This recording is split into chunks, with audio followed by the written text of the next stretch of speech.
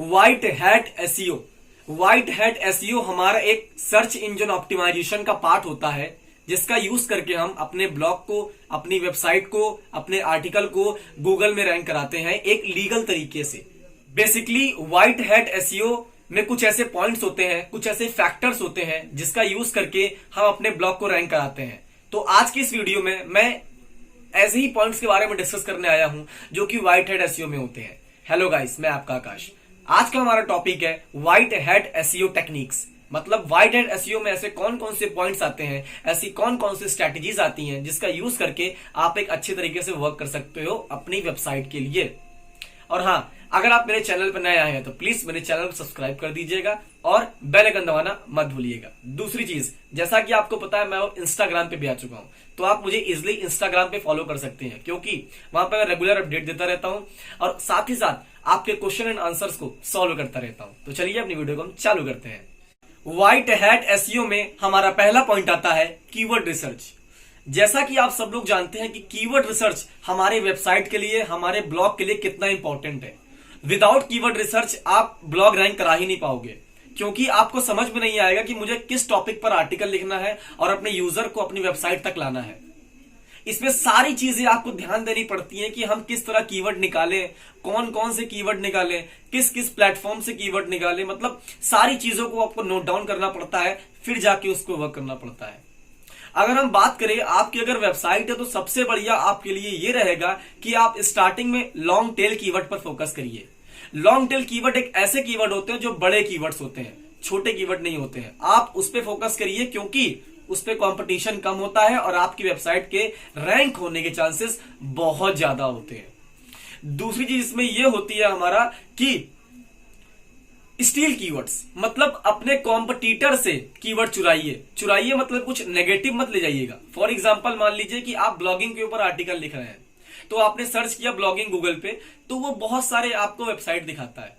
तो हर वेबसाइट पर क्लिक करिए और जाइए देखिए कि उन्होंने ब्लॉगिंग से रिलेटेड और कौन कौन से कीवर्ड डाले हैं। हर वेबसाइट ने अलग अलग कीवर्ड को यूज किया होगा। आप सब में से कीवर्ड निकालिए, कीवर्ड्स को ढूंढिए और एक लिस्ट बना के अपने ब्लॉग में पुटअप करिए कहीं ना कहीं, जिससे क्या होगा, आप हर एक अलग अलग कीवर्ड पर रैंक होगे और आपकी वेबसाइट एक अच्छी अथॉरिटी पर जाकर पहुंच जाएगी। अगर मैं बात करूं तो मैंने कीवर्ड रिसर्च के ऊपर एक फुल डिटेल्ड वीडियो बनाई है कि मैं किस तरह लॉन्ग टेल कीवर्ड्स को फाइंड करता हूं। उस वीडियो की लिंक मैंने आई बटन पे दी हुई है, वहां आप इजिली जाकर चेक कर सकते हैं उस वीडियो को। Second point, quality content. Quality content क्या होता है? आप क्वालिटी से क्या समझते हो? शुद्धता, मतलब शुद्धता का हम इन टर्म्स में बताएं कि ऐसा कंटेंट लिखिए जो कि यूजर को पढ़ के लगे भाई क्या कंटेंट लिखा है। मतलब अपने प्लेटफॉर्म में आप ऐसा कंटेंट लिख दीजिए किसी ने लिखा ही ना हो वो कंटेंट, इतना बेहतरीन कंटेंट लिख दीजिए। उसको सबको, सारी वेबसाइट को एनालिसिस करिए, देखिए कि उस कंटेंट पे दूसरी वेबसाइट ने क्या लिखा है, किस तरीके से लिखा है और आप उनसे कितना बेटर लिख सकते हो। आप क्या अपने कंटेंट में कुछ वैल्यू ऐड कर सकते हो जिससे कि आपको यूजर के लगे ये वेबसाइट बहुत अच्छी है, ये कंटेंट बहुत अच्छा है। अगर हम बात करें तो क्वालिटी कंटेंट में कुछ छोटे छोटे टर्म्स आते हैं, आपको ध्यान देने होते हैं। पहला तो हेडिंग। हेडिंग एक बहुत बड़ी चीज होती है जिससे वही डिसाइड करता है कि यूजर आपके पास आएगा या नहीं आएगा। यूजर आपकी हेडिंग देख के आपके ब्लॉग पोस्ट में आता है, तो कोशिश करिए हेडिंग को बिल्कुल अच्छा ऑप्टिमाइज करिए, लिखिए। दूसरी चीज, लॉन्ग कंटेंट। कंटेंट को हमेशा लंबा लिखिए। गूगल के सर्च के हिसाब से, गूगल के रिसर्च के हिसाब से उनका ये कहना है कि जिसका कंटेंट लंबा होगा उसकी रैंकिंग ज्यादा होगी। तो कोशिश करिए अपना आर्टिकल 1500 से 2000 वर्ड के बीच में लिखिए और हमेशा अपने कॉम्पिटिटर से ज्यादा वर्ड का आर्टिकल लिखिएगा, तभी आप रैंक होंगे।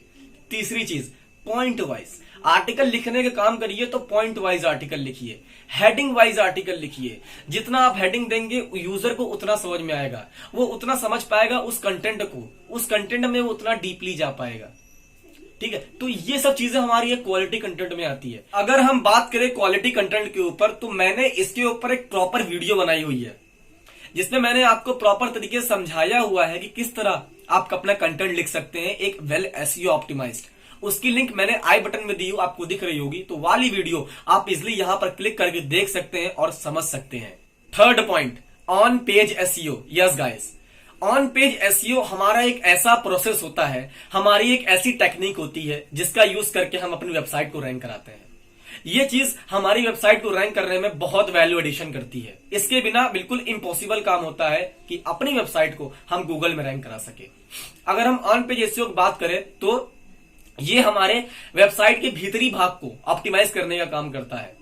फॉर एग्जाम्पल उसके टाइटल को ऑप्टिमाइज करता है, उसके कीवर्ड्स को ऑप्टिमाइज करता है, उसके लॉन्ग फॉर्म ऑफ कंटेंट को ऑप्टिमाइज करता है, उसकी वेबसाइट की लोडिंग स्पीड को ऑप्टिमाइज करता है। मतलब अलग अलग सेपरेट डिपार्टमेंट वो ऑप्टिमाइजेशन का काम करता है आपकी वेबसाइट के इनर पार्ट के लिए, जिससे कि आपकी वेबसाइट का यूजर एक्सपीरियंस गूगल के सामने अच्छा हो सके, गूगल समझ सके कि बेसिकली इनकी वेबसाइट का कंटेंट किस टॉपिक पे ऊपर है। जैसे कि मैं आपसे हर बार कह रहा हूं कि मैंने हर वीडियो के ऊपर सेपरेट वीडियो बनाई है, मतलब हर टॉपिक के ऊपर सेपरेट। तो इसी तरह मैंने ऑन पेज एसईओ के ऊपर भी एक सेपरेट वीडियो बनाई हुई है, जिसमें आपको पूरा फुल डिटेल में समझ में आएगा कि ऑन पेज एसईओ किस तरह से काम करता है और उसमें कौन कौन से फैक्टर्स होते हैं आपकी वेबसाइट को ऑप्टिमाइज करने के लिए। उसका लिंक भी मैंने आई बटन में दिया हुआ है, आप देख रहे होंगे, आपको लिंक आ रही होगी, तो वहां जाइए, क्लिक करिए और ऑन पेज एसईओ भी अच्छी तरीके से समझिए। Fourth point, link building. Link building से आपको क्या समझ में आ रहा है? Yes guys, backlinks. बैकलिंक्स क्या होते हैं? एक बैकलिंक्स वो चीज होती है जिससे हम अपनी वेबसाइट को या अपने कंटेंट को दूसरी वेबसाइट के आर्टिकल से जोड़ते हैं, उसको लिंकअप करते हैं, जिससे गूगल को समझ में आता है कि हाँ भाई, इसने, इस बंदे ने इसका लिंक उसको दिया हुआ है, जिससे इस वेबसाइट की अथॉरिटी अच्छी है। अगर मैं बात करूं कि बैकलिंक्स कैसे बनते हैं और बैकलिंक्स आपकी वेबसाइट के लिए, व्हाइट हैट एसईओ के लिए क्यों इंपॉर्टेंट है, क्यों उसके ऑप्टिमाइजेशन के लिए बहुत वैल्यू एडिशन है। बेसिकली हमारे बैकलिंक्स जो होते हैं वो बनते तो बहुत तरीके से हैं, बट जो मेरा पर्सनल मेथड है, मैं वो सिर्फ यूज करता हूं गेस्ट पोस्टिंग, मतलब गेस्ट ब्लॉगिंग। मैं क्या करता हूं, अपने नीश से रिलेटेड, अपने टॉपिक से रिलेटेड एक वेबसाइट को फाइंड करता हूं जिसकी डोमेन अथॉरिटी अच्छी होती है, उनको प्रॉपर तरीके से मेल करता हूं और उन्हें कहता हूं कि मैं इंटरेस्टेड हूं आपके वेबसाइट पर एक पोस्ट लिखने के लिए। उसके बदले में आपकी वेबसाइट को एक पोस्ट मिल जाएगा और मुझे आप एक बैकलिंक दे देना। तो वो कहते हैं हाँ ठीक है, अगर मान गए तो कह देते हैं हाँ, नहीं माने तो कोई बात नहीं, मैं दूसरी वेबसाइट फाइंड करता हूं। तो जब वो मान जाते हैं तो मैं क्या करता हूं, अपने आर्टिकल लिख के अपने किसी कंटेंट का उसमें लिंक देता हूं और वहां पेस्ट कर देता हूं। इससे क्या होता है, कुछ दिनों बाद गूगल के जब क्रॉलर्स आते हैं, उसकी वेबसाइट को क्रॉल करते हैं, तो वहां पर उनको लिंक दिखता है मेरे पोस्ट का, जिससे क्या होता है, गूगल की नजर में मेरी वेबसाइट के लिए एक बैकलिंक बन जाता है और वो बैकलिंक मेरे वेबसाइट को, मेरे कंटेंट को रैंकिंग बढ़ाने में बहुत मदद करते हैं। और बैकलिंक्स इसीलिए इंपॉर्टेंट है क्योंकि बड़े बड़े ब्लॉगर्स का यह कहना है कि अगर आप बैकलिंक्स पर थोड़ा फोकस करते हैं तो वो अपनी वेबसाइट को, आपके आर्टिकल को गूगल में रैंकिंग मदद करते हैं।